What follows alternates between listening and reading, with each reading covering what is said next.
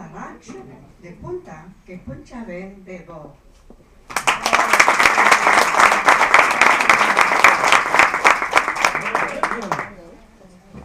El carbó va sentir aquell calor i va moure la closca.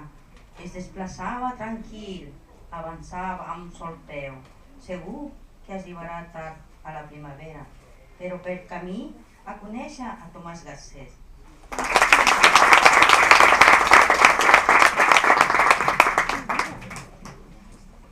Romaní del caminer, herba humil, floreta blava. Vora la vinya crescut entre el mar i la muntanya.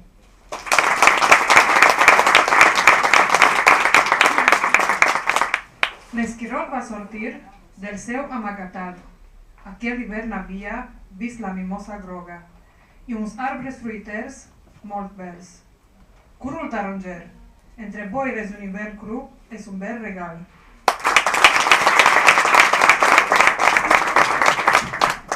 El sol va dir que la primavera serà una bona notícia. I després vindrà la festa a l'estiu. Nins, nans i gegants. Cercavila al matí, joia incerta.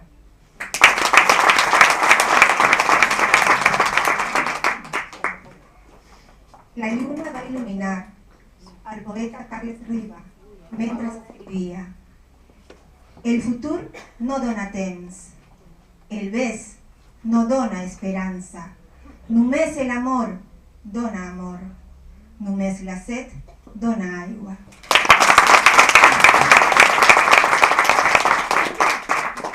A la primavera, la papallona lleugera i àgil es va posar a sobre d'una pàgina de Yael Langeda.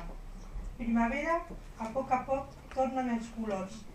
Tot l'hivern em vas guardar el record entre les fulles, com d'or un verd fins que s'obre la pàgina preferida.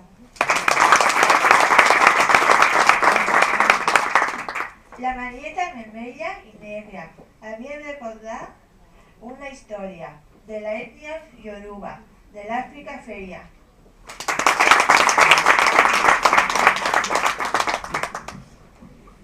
Per què ens queixem dels arbres que s'inclinen?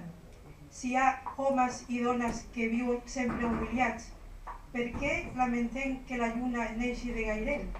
Algú és capaç de pujar al cel i adreçar-la?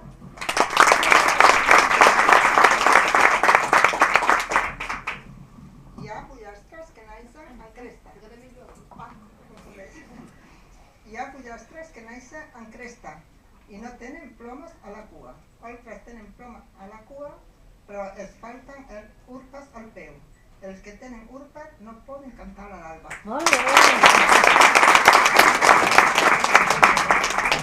Hi ha homes que tenen cap i no porten barret. I els que tenen barret no saben on posar-se. Hi ha persones que tenen de tot, però el manca una llar on viure.